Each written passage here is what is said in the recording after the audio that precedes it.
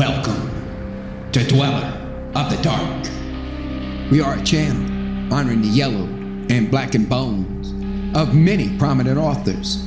We will be digging up several obscure, strange, and forgotten authors who influenced many of the great horror, science fiction, and fantasy writers today. More tales of the horrifying, obscure, strange, and forgotten are climbing out of the tombs. Subscribe, comment, like, donate, or I'll send the devil of black by you to rip your head off, as we did the like button. Unknown horror masters, send us ghoulish delights for the Skull and Bones collection. Your pound of writer's flesh will feed our ghouls. For now, books, albums, websites in the links below. Children of Horror, Legion of Ghouls. The Suicide in the Study by Robert Bloch. To see him sitting there in the dim-lit darkness of the study, one would never have suspected him for what he was. Wizards nowadays are not garbed in Kabbalistic robes of silver and black.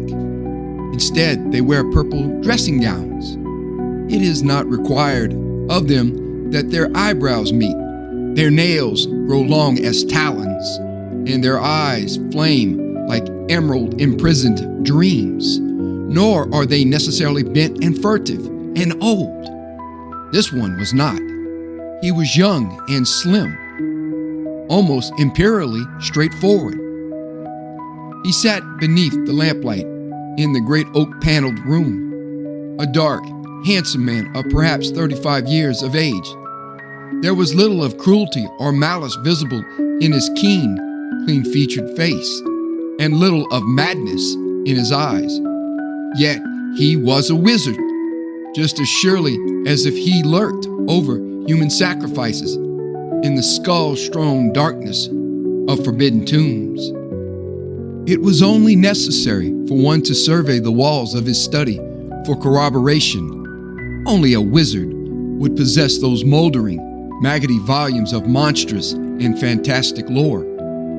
Only a thaumaturgical adept would dare the darker mysteries of the Necronomicon, Ludwig Prin's Mysteries of the Worm, the black rites of Mad Louvet Carafe, Priest of Bast, or Comte d'Erlet's ghastly Cult des Ghouls.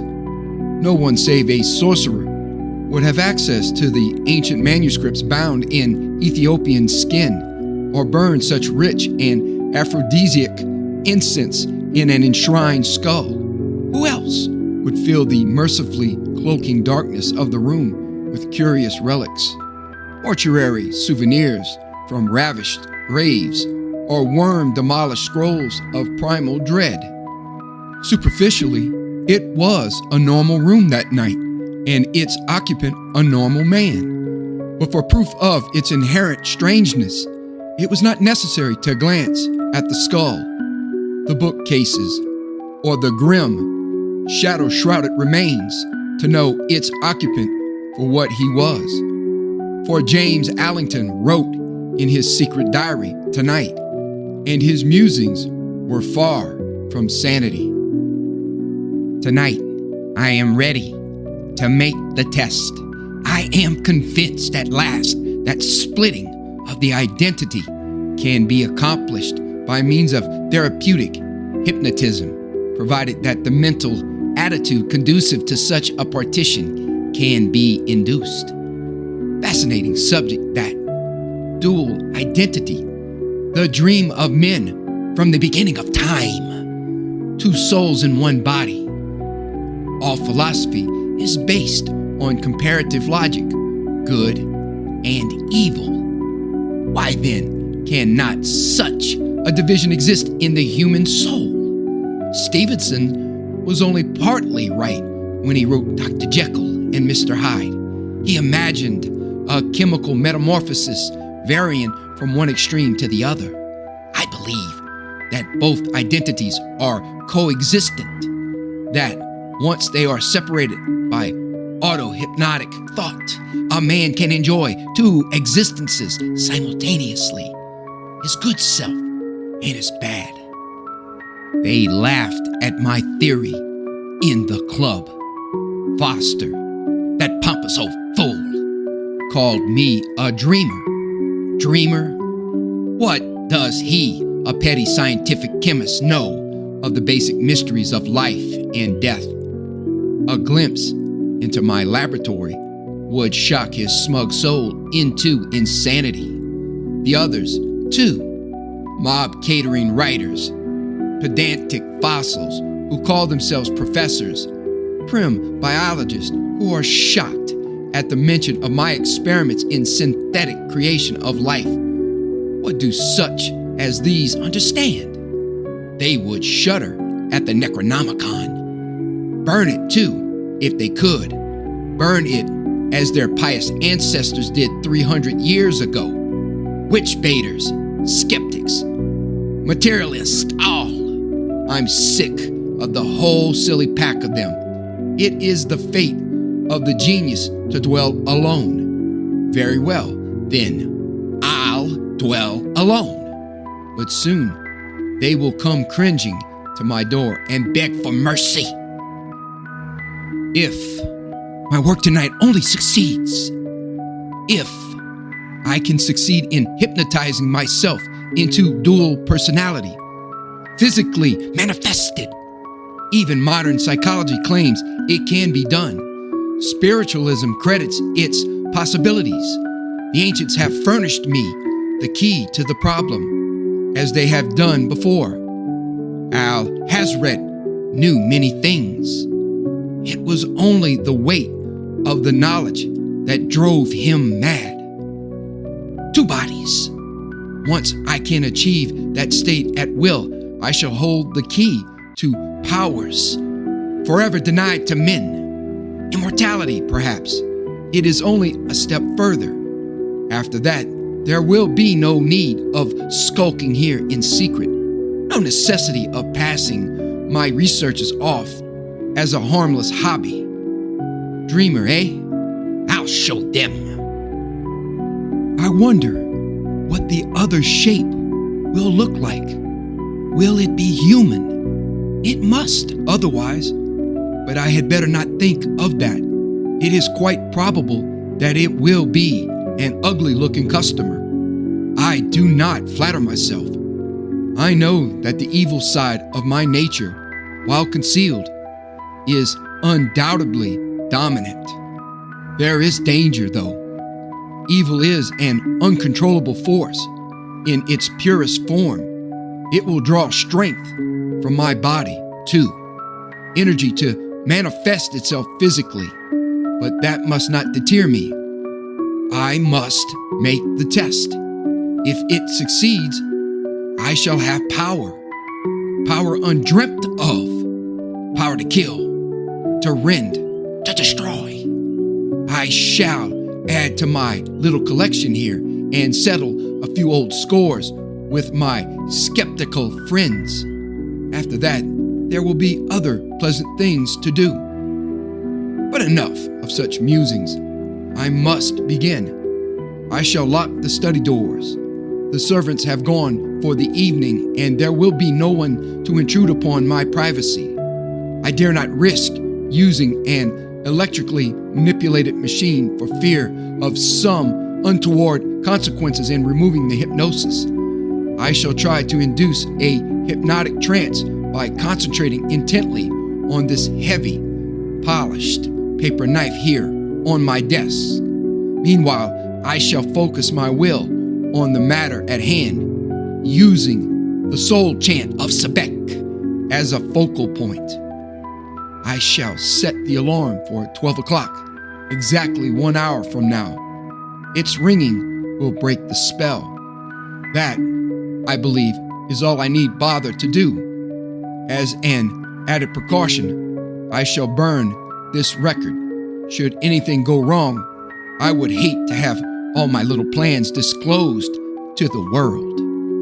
Nothing shall go wrong, however. I have used auto-hypnosis many times before, and I will be very careful.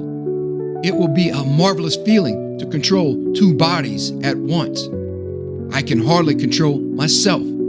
I find my body trembling in eagerness in anticipation of its forthcoming metamorphosis. Power! Very well. After this report is reduced to ashes, I shall be ready to undertake the greatest experiment man has ever known. James Allington sat before the shaded lamp. Before him on the table lay the paper knife, its polished blade shimmering. Only the slow ticking of a clock broke the sable silence of the locked room. The wizard's eyes were glassy.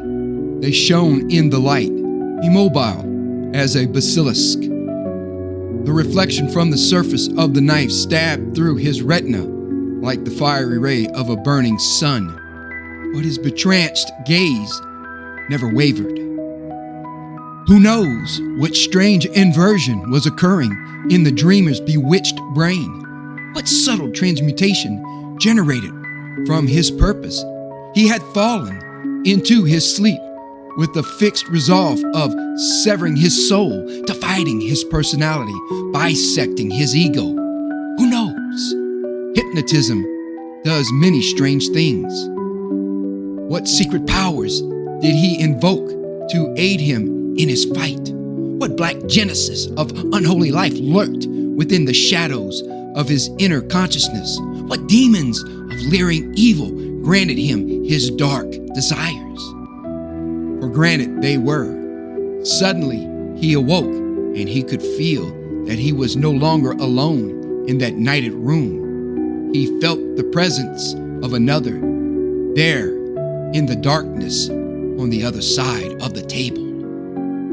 Or was it another? Was it not he himself? He glanced down at his body and was unable to suppress a gasp of astonishment. He seemed to have shrunk to less than a quarter of his ordinary size. His body was light, fragile, dwarfed. For a moment he was incapable of thought or movement. His eyes strayed to the corner of the room, trying vainly to see the gloom-obscured movements of a presence that shambled there. Then things happened. Out of the darkness, nightmare came. Stark, staring nightmare. A monstrous, hairy figure. Huge, grotesque, simian. A hideous travesty of all things human. It was black madness. Slavering, mocking madness. With little red eyes of wisdom old and evil. Leering snout and yellow fangs of grimacing death. It was like a rotting, living skull upon the body of a black ape. It was grisly and wicked, troglodytic and wise. A monstrous thought assailed Allington. Was this his other self? This ghoul-spawned charnel horror of corpse accursed dread? Too late the wizard realized what had befallen him. His experiment had succeeded, but terribly so. He had not realized how far the evil in his nature had outbalanced the good. This monster, this grisly abomination of darkness, was stronger than he was, and being solely evil, it was not mentally controlled by his other self. Allington viewed it now with new fear in his eyes. It was like a creature from the pit. All that was foul and obscene and anti-human in his makeup lay behind that grinning parody of a countenance. The beast-like body hinted of shadows that creep beneath the grave or lurk, entombed within the deepest recesses of normal minds. Yet in it, Allington recognized a mad, atavistic caricature of himself.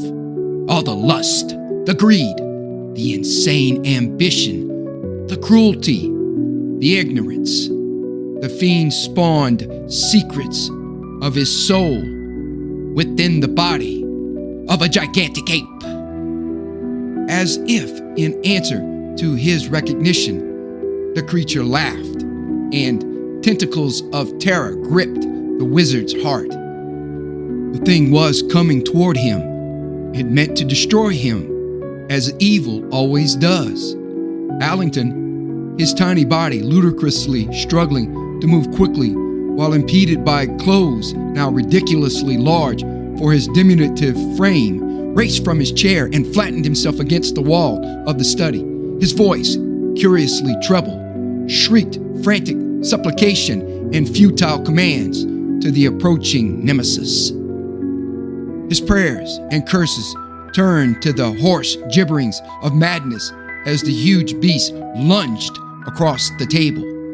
His experiment was succeeding with a vengeance. Vengeance! His glaring eyes watched, fascinated, as one great paw grasped the paper knife, and fearsome laughter riddled the night. It was laughing, laughing. Somewhere an alarm clock rang, but the wizard could not hear. They found James Allington lying dead upon his study floor.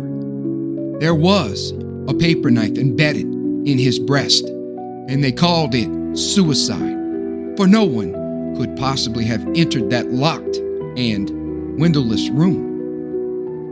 But that did not explain the fingerprints on the handle of the knife. The terrible fingerprints, like those left by the hand of a gigantic ape.